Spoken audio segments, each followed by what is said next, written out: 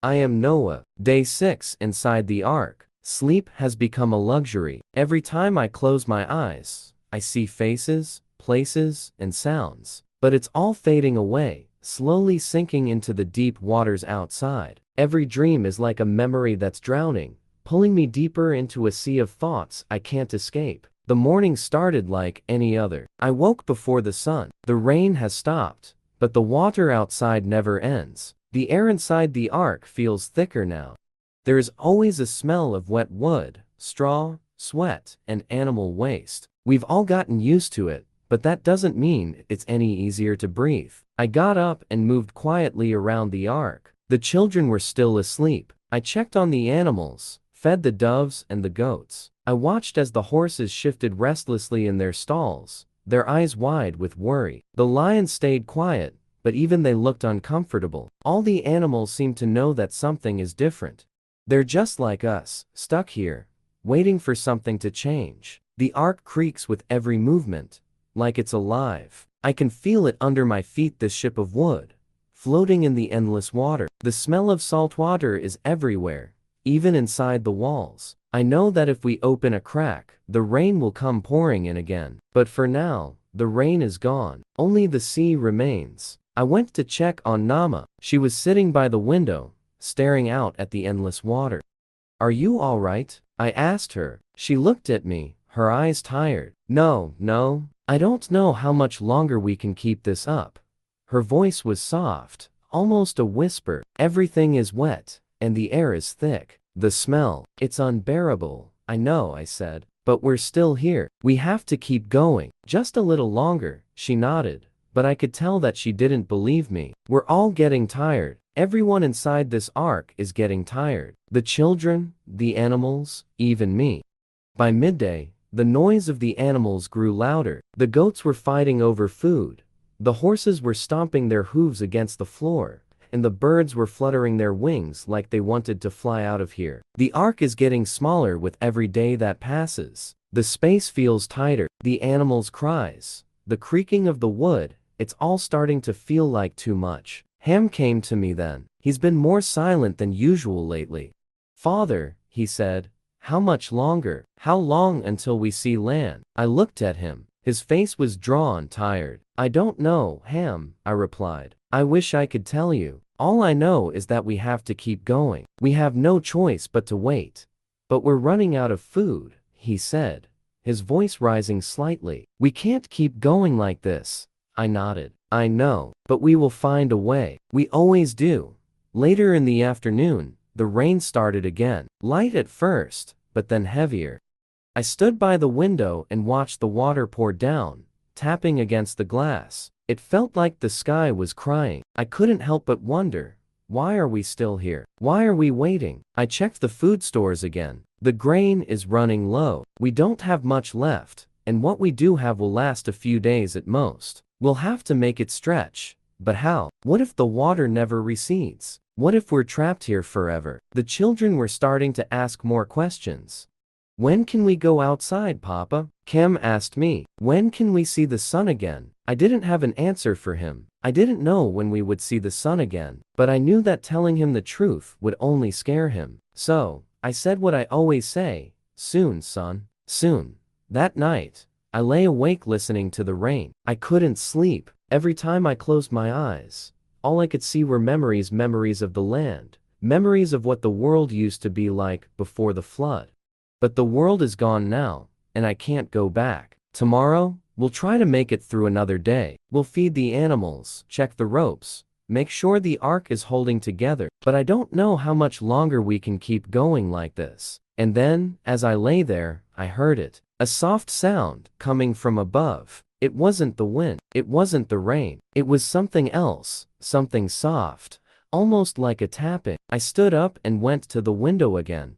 The rain had stopped, but the sound was still there. It came again, faint but clear. I couldn't make out what it was. Was it a bird, or something else? I couldn't tell, but the sound was there, and I knew that it wasn't the water. Something was out there, beyond the ark. I turned to Nama, but she was already asleep. Her breathing was steady, and for a moment, I envied her peace. I stayed awake, listening to the strange sound. I didn't know if it was real or if it was just my mind playing tricks. But I knew one thing. The silence of the ark was gone. I am Noah. Today, the day started with more rain. It's hard to tell when it will stop. It comes in waves, light at first, then heavy, then soft again. The ark feels like it's alive, moving with the wind and the water. I can feel every creak of the wood, every sway of the boards. The sound of the rain on the roof is like a drumbeat, steady and unending. Nama didn't say much this morning. She's quiet now, just like the rest of us. We're all waiting for something to change, but none of us know what that is. The animals have been more restless than usual, pacing in their stalls, their eyes wide with fear. The goats bleat louder now, and the birds seem to chirp in a way that makes it feel like they're trying to tell us something. I went to check on the animals. The lion seemed calm today, almost too calm. The birds were quieter than usual, and the goats were eating faster, as if they knew food was running low. I tried to focus on the tasks at hand, feeding them, making sure the animals had enough water, but my mind kept drifting. I couldn't shake the feeling that something was wrong. Ham and Shem were working in the lower decks, checking the ropes and securing things to make sure nothing broke. They'd become so used to working in silence that it's eerie. Every now and then, they'd glance up at me, but no one spoke. We were all busy, yet there was an unspoken tension between us. I went to the back of the ark to the storage area. The food supplies are starting to dwindle. We've been rationing, but I don't know how long that will last. The grain is nearly gone, and I can see the animals starting to get thin. I've started thinking about how long we can survive on what's left. Papa, how much longer? Cam asked again today. How much longer until we see land? I didn't answer him right away. His question was the same as it had been for days, but this time, I could feel the weight of it. He's scared, and I can see it in his eyes. He wants to believe that we'll be okay, that we'll find dry land again, but I can't promise him that. Just a little longer, told him, trying to smile, trying to reassure him. We're safe here. We have everything we need. But I wasn't sure anymore. How long could we stay in the ark? How long would it be before we ran out of food? Before the air inside became unbearable? The day passed in silence. No one really spoke about the things that were on our minds. The animals grew quieter as night approached, and I couldn't tell if it was because they were tired or if something had shifted. The ark felt different, as if it were holding its breath, waiting for something to happen. As night fell, I sat down near the central post, my hand resting on the rough wood. I've spent so many hours here, but tonight, I felt more alone than ever. Nama was beside me, but she didn't say anything. Her silence was heavy, like mine. We've both been carrying too much worry, fear, exhaustion, and no one knows how to put it into words. The tapping sound I heard last night came again. This time, it was louder. It didn't sound like it was coming from the roof. It was coming from inside the ark, deep in the walls, like something was moving in the dark. I froze for a moment, listening. The sound was soft but steady, like something scratching, something trying to get in. I stood up quickly and went to the back of the ark, looking for the source of the noise. The walls were silent now. The floor creaked under my feet, but nothing seemed out of place. I walked along the darkened corridors, checking the animals, checking the crates of supplies, anything to distract myself from the growing feeling that something was waiting, something out there beyond the water. Nama followed me, as if she knew I couldn't rest. No, she said, her voice quiet. What is that sound? Are we alone? I looked at her, and for the first time, I didn't have an answer. I didn't know what was happening anymore. I had always believed that the ark was safe, that it was our protection, but now I wasn't sure. The air felt too thick, too full of unknowns. We'll be fine, I said, though my voice was shaky. We just have to hold on. We've made it this far, Nama. We can make it a little longer. But even as I said it, I wasn't sure if I believed it. The tapping stopped for a while, and the night settled into an uneasy calm. The rain started again, light at first, then heavier. I closed the vent, but I couldn't shake the feeling that we were no longer alone. I couldn't explain it, but something had changed. I lay down next to Nama that night, but sleep wouldn't come. Every time I closed my eyes, I saw flashes of what was out there, dark shadows, shapes moving in the water. I tried to tell myself it was just my mind playing tricks, but deep down, I knew it wasn't. Something was out there, and it was getting closer. I lay awake, listening to the rain, to the sounds of the animals, to the faint creaking of the wood. I couldn't shake the feeling that the ark was moving differently now, as if it were being pulled in a direction we couldn't see. And then, I heard it again, the soft sound of tapping. This time, it was different. It wasn't the walls, and it wasn't the roof. It was something else, something inside the ark, moving closer to us. I didn't say anything to Nama. She was already asleep, but I knew I couldn't wait anymore. I had to find out what it was. I am Noah. Another night without rest. I couldn't sleep. The tapping sound from last night returned. It's not the wind, not the rain, not the animals. Something is moving inside the ark, and I can feel it in my bones. I've tried to ignore it, but it's becoming harder and harder. The ark creaks with the sound of the wind, but there's something different now, something more. This morning, I woke to the usual quiet, but it felt different. It wasn't the peaceful silence that I've come to know. It was heavy. It hung in the air, thick and still, but the whole ark was holding its breath, waiting for something. Even the animals seemed to sense it. The lions, usually calm, paced their pens nervously. The birds flapped their wings against the wooden cages, their feathers rustling in the silence. The goats were restless, bleating louder than usual. Nama was up early, but she didn't say anything to me. She just moved around the ark, doing the same tasks she's done for the past 6 days. She cleaned the pens, fed the animals, and checked on the water. Her movements were slow, like she was lost in thought. When I asked if she was all right, she nodded but didn't answer. I could tell she wasn't. The food is running low. The grain we've been rationing is almost gone, and the animals have eaten most of the leftover scraps. I've tried to stretch it out, but I can't help but feel the weight of it. How much longer can we survive on what's left? How long will we stay here in this ark with no end in sight? As I was checking the water supply, I heard it again, the tapping. It was faint, but it was there. This time, didn't ignore it. I followed the sound, moving through the ark until I reached the back where I had heard it before. I stood there for a moment, listening carefully. The noise wasn't coming from outside. It was coming from within the ark itself. I turned to Nama, who had followed me quietly. Nama, do you hear that? I asked her. She nodded slowly. Yes, I hear it. What is it, No? What's making that noise? I don't know, I answered, trying to keep my voice steady. But I'm going to find out.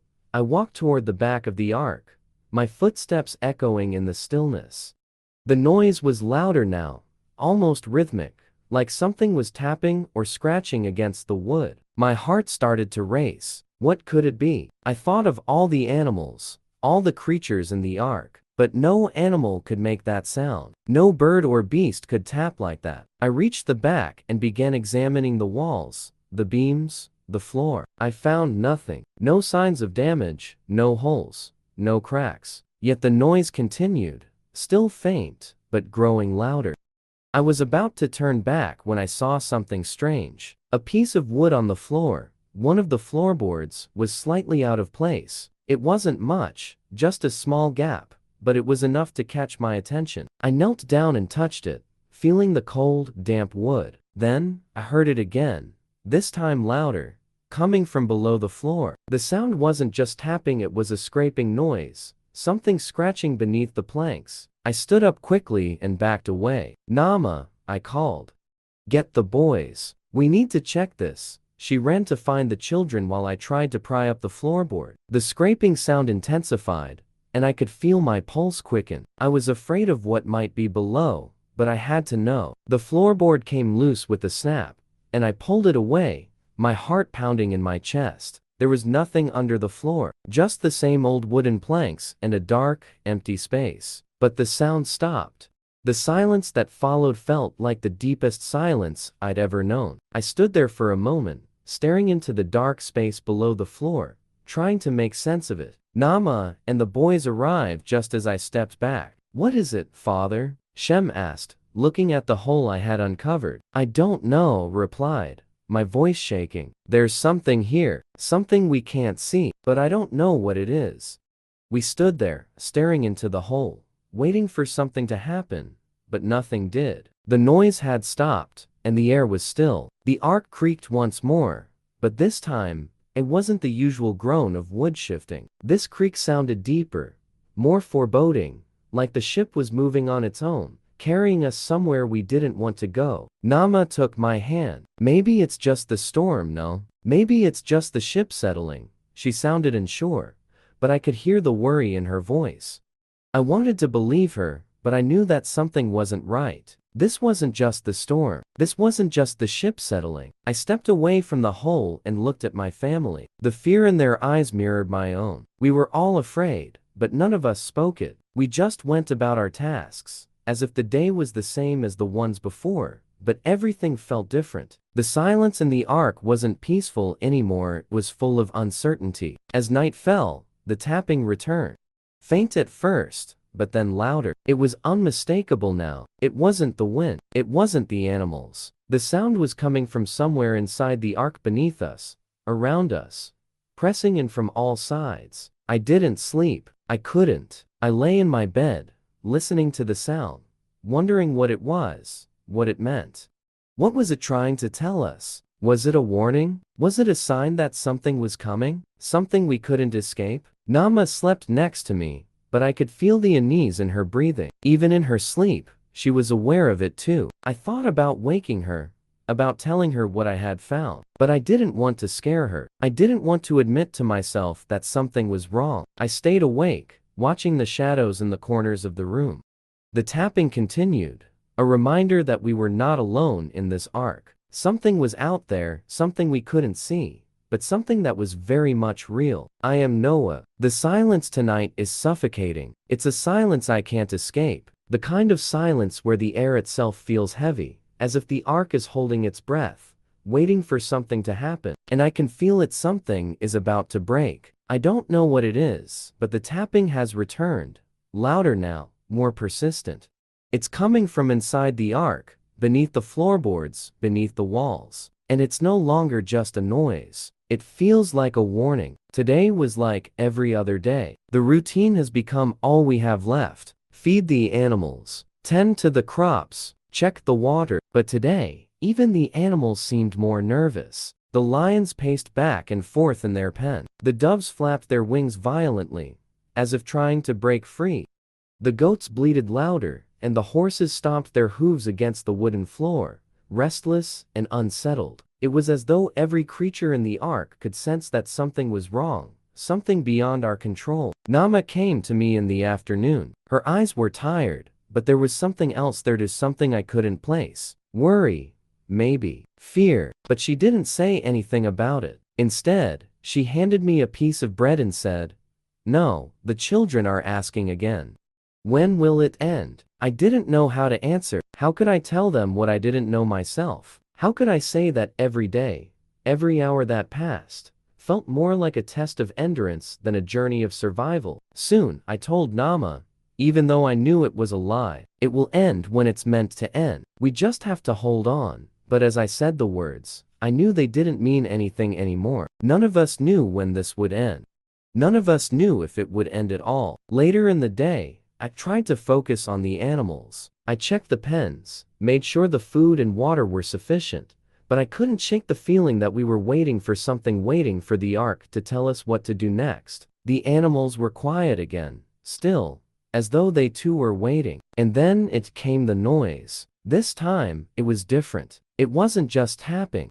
It was something heavier, like a scraping sound, dragging along the wooden walls of the ark, getting closer with every passing second. I couldn't ignore it anymore. I walked to the back of the ark, where I had heard it before. The noise was louder now, closer, almost as if something was trying to break through. My heart pounded in my chest. What was it? What was causing the noise? It sounded like something or someone was trying to get in. I couldn't explain it, but I had to know. "Nama," I said, my voice shaking, "stay with the children. I need to check something." She looked at me, concerned, but she didn't argue. "Be careful," she whispered. I nodded, but I didn't feel reassured. I moved quickly through the corridors, each step feeling heavier than the last. The sound was louder now, scraping against the walls, growing more intense. I stopped in front of the panel where the noise seemed to be coming from. The air felt colder here, and the floorboards creaked beneath my feet. I knelt down and carefully pushed the floorboard up again. This time, I wasn't sure what I was looking for, but I had to know what was causing the sound. I lifted the panel, heart racing. The dark space underneath was empty, nothing there but dust and shadows. But the noise didn't stop. It was coming from inside the walls now, scratching, tapping, like something or someone was moving inside the ark itself. I stood up quickly, my breath coming in short gasps. Something was inside, something that shouldn't be. But what was it? And where was it coming from? I walked back to where Nama was sitting, the children huddled close by. "It's nothing," I said, though I didn't believe it. "Just the wind or something shifting inside the ark." Nama didn't say anything, but her eyes told me she knew I was lying. The same fear I had been feeling was in her eyes too. We both knew that something was wrong, something more than just the storm, more than just the silence of the ark. That night, the tapping came again. This time, it was louder than ever, and it felt like it was right beneath us. I couldn't sleep. Every time I closed my eyes, I heard it, the scratching sound, the tapping. It was as if the ark itself was trying to tell us something, but we couldn't understand what it was. I got up in the middle of the night, feeling a cold sweat on my skin. The ark was creaking, groaning with every movement. I walked to the top deck, my steps echoing in the stillness. The water outside was calm, almost too calm. The stars were barely visible through the dark clouds. The wind had died down. It was quiet, but the silence was suffocating. I looked out at the water, feeling the weight of everything pressing on my chest. How long would we be trapped here? How long could we keep going like this? There was no way of knowing. No way to predict when the rain would stop or when the waters would recede. But I knew we couldn't stay in this silence forever. Something had to change. As I stood there, staring out into the darkness, I heard it again. The tapping. It was coming from the other side of the deck now, faint but clear. My heart skipped a beat. This time, it wasn't the wind. It wasn't the water. It was something else. I walked toward the noise, my heart racing. I had to know what it was. The sound led me to a corner of the ark where I had never been before. There, in the corner, was a small crack in the wood, just big enough for something to slip through. And then I saw it, a tiny shadow, moving just beyond the crack, as if someone was watching us. I froze. Something was out there, something I couldn't see, but I could feel it watching us, waiting. And then, the shadow was gone. I didn't tell Nama what I had seen. I couldn't. But I knew that something was out there, something that was watching us, waiting for the right moment to make itself known. The ark is not just a shelter anymore. It's a prison, and the walls are closing in. I am Noah. The days inside the ark are blurring together now, one indistinguishable from the next. The rain has stopped, but the quiet is louder than the storm ever was. It presses down on us. The silence, the feeling that something is watching from beyond the walls of this ship. I didn't sleep again last night. The tapping, the scratching, whatever it was, it never stopped. It moved through the walls like a constant, creeping reminder that we aren't alone in this. Maybe we never were. Nama tried to calm me down. "It's just the wood shifting," she said, her voice gentle but filled with worry. She wanted to believe it was nothing, but I could see it in her eyes. She knew it wasn't just the wood. She knew, like I did, that something was different. I stood at the back of the ark this morning, staring out at the endless ocean. The horizon was nothing but water, the sky a dull gray, with no end in sight. The ark is floating in the middle of it all, and yet, I feel more trapped than ever. We've been here for days, with no sign of land, no sign of relief. I don't know how much longer we can survive like this. The animals, too, seem to be feeling it. The goats are restless, the doves flap their wings harder, the lions are pacing in their cages, and even the horses are stomping their hooves, unable to find peace. It's as if they sense something we don't. As if they're waiting for something too. I checked the animals today, as I do every day. I fed them, made sure the water was clean, checked their pens for leaks. But when I reached the dove's cage, I found something strange. One of them was missing. The door was ajar, and the cage was empty. I stood there for a long moment, staring at the open door. No one had opened it. No one had let the bird out. It had flown away, but I didn't hear it leave. The cage door had been sealed shut. How did it get out? I closed the door, checked the rest of the cages, and found nothing else out of the ordinary. But something didn't sit right. The Ark had always been a place of order, a place where we could control what was inside. But now, it felt as if everything was slipping out of our grasp. I couldn't shake the feeling that someone was playing a game with us. Something was here, and it was moving in ways we couldn't understand. Later that evening, when the rain began again, I sat alone in the corner, just listening. The Ark creaked and groaned with the weight of the water, and the air was thick with the smell of wet wood. I kept hearing the sound of scratching, of tapping. It wasn't the wind. It wasn't the animals. It was something else, something that didn't belong inside this Ark. I got up and went to check the floorboards again. The sound seemed to be coming from beneath the deck, beneath the very foundation of the Ark. I knelt down, pressing my ear to the wood, listening, waiting for the sound to come again. It was faint, but it was there. Nama came over, concern written all over her face. "No, what's going on? Why do you keep hearing that sound?" she asked. "I don't know, Nama, but I need to know what it is. I have to know if there's something down there, something inside the Ark that we don't understand." I pried up the floorboard again, the same one I had moved before. The space underneath was dark, empty, nothing there but dust. And yet, the noise continued. There was something else at work here, something that I couldn't see, couldn't touch, but could feel. As I stood up, I heard it again. This time, it was louder. It was unmistakable. There was something moving inside the Ark, and it wasn't the wind. It wasn't the rain. Something was scratching its way toward us. My heart pounded in my chest. I turned to Nama, but she was already backing away, her face pale. She could feel it too. "I don't know what it is, Nama, but it's here. Something is trying to get to us." We gathered the children together, pulling them close. The tension in the air was suffocating.